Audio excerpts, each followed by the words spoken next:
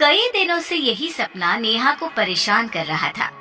नेहा बहुत घबरा जाती है और नींद में ही कहने लगती है, उस लड़की को बचा लो उसे।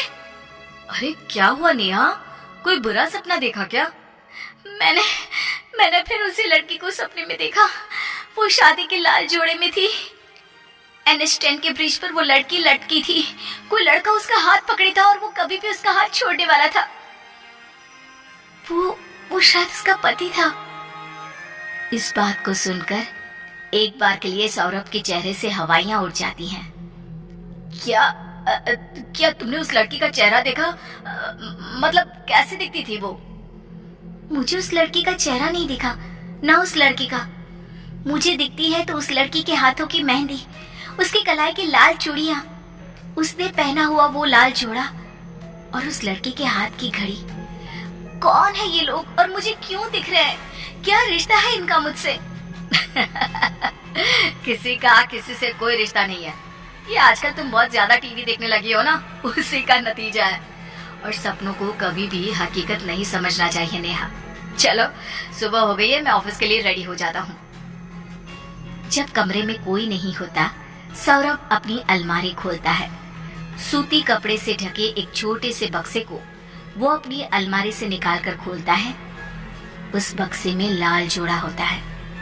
सौरभ दोनों हाथों से उस जोड़े को छूता है, फिर बक्से को वापस बंद कर सूती कपड़े से ढककर अलमारी में रख देता है और कमरे से बाहर आ जाता है। मैं ऑफिस के लिए निकल रहा हूँ नेहा, अपना ध्यान रखना। आज लेट मत करना सौरभ, आज करवा चौथ का व्रत है।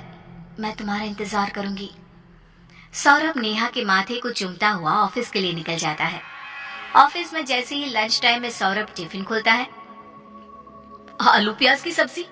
नेहा को अच्छे से पता है कि इस सब्जी से मुझे कितनी नफरत है। सौरभ खाने का पहला कोर मुंह में रखता ही है कि खाने के स्वाद से उसे अपने बीते हुए कल की कुछ बातें याद आ जाती है। खाने का स्वाद तो बिल्कुल छबीले के हाथों के खाने के जैसा है। सौरभ को एक सीन याद आता है जहां वो अपने गांव के घर में है और छबीली उसे खाना परोस रही है। लीजिए, मैंने आपके मनपसंद की आलू प्याज की सब्जी और रोटी बनाई है।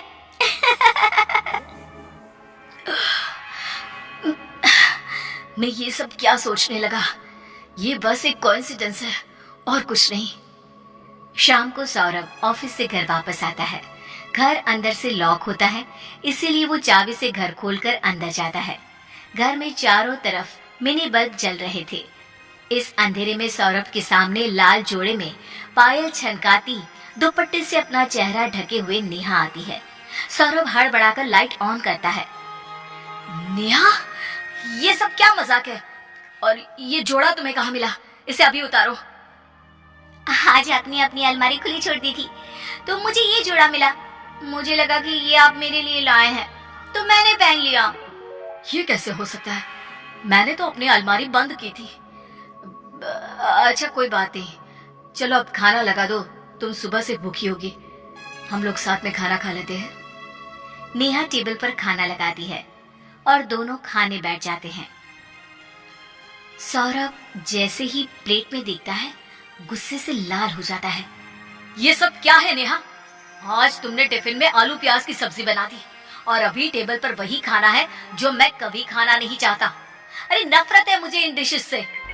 सौरभ गुस्से से खाने की प्लेट को वहीं पर फेंककर कमरे में चला जाता है।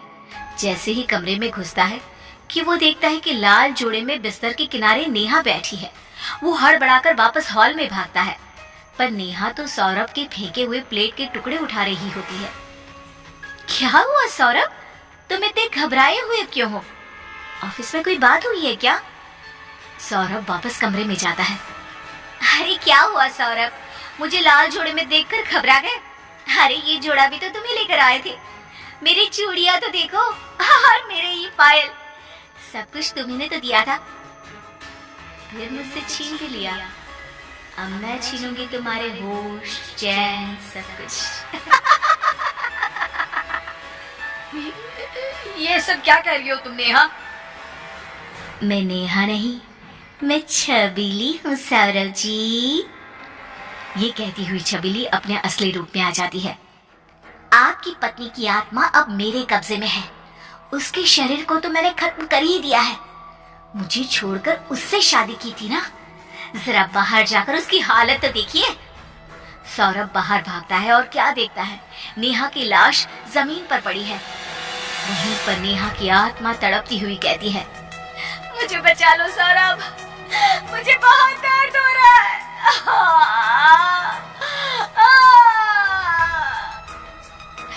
तुम ये सब क्यों कर रही हो छबिली? तुम्हारा कातिल तो मैं हूं ना। मेरी नेहा की आत्मा को बख्श दो। ना ना ना ना ना सरोज जी, अभी नहीं। आपकी मृत धर्म पत्नी नेहा की आत्मा को भी तो पता चले कि आपने क्या क्या किया है। बताइए अपनी मुंह जुबानी, अपनी काली करतूत बताइए। बताता हूँ। मैं भीमपुर गांव में रहता था। छबीली मेरे गांव की ही लड़की थी। स्कूल की पढ़ाई खत्म करके आगे की पढ़ाई करने मैं गांव चला गया और कॉलेज में मैं नेहा से मिला। मेरे पीछे मेरे परिवार वालों ने मेरी शादी छबीली से तय कर दी और जब मैं गांव वापस लौटा तो मैं उन्हें मना भी नहीं कर सका और मैंने छबीली से शादी कर ली। शादी के बाद जब मैं जॉब करने शहर में आया तो मुझे एहसास हुआ कि मैं नेहा से प्यार करता हूँ। अब छबीली के साथ का रिश्ता मेरे लिए बोझ बन गया था, इसलिए मैंने एक दिन छबीली को घुमाने के बहाने अपने साथ शहर ले लिया।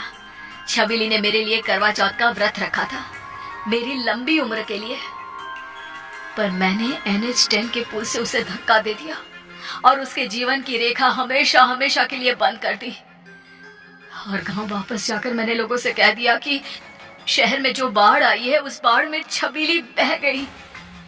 और इसके बाद इसने तुमसे शादी कर ली नेहा, तो तुम्हें तो सजा भुगतनी ही थी ना। अब बाकी सजा सौरभ भुगतेगा। तभी छबीली नेहा की आत्मा को सौरभ के शरीर में प्रवेश करवा देती है और सौरभ खुद ब खुद पर चाकू से वार करना शुरू कर देता है। वो यहाँ वहाँ हर तरफ भागता है। कभी उसे नेहा के रोने की आवाज सुनाई देती तो कभी छबीली के हंसने की। उसे कुछ समझ में नहीं आ रहा। वो NH10 के ब्रिज पर जाता है। तुम यही चाहती हो ना कि मैं मर जाऊं? छबीली तो ठीक है। ये कहता हुआ सौरभ नदी में छलांग लगा देता है। सौरभ का किस्सा हमेशा हमेशा के लिए खत्म हो जाता है। सौरभ को मरता हुआ देखकर छबीली की आत्मा को शांति मिलती है और वो मुक्त हो जाती है।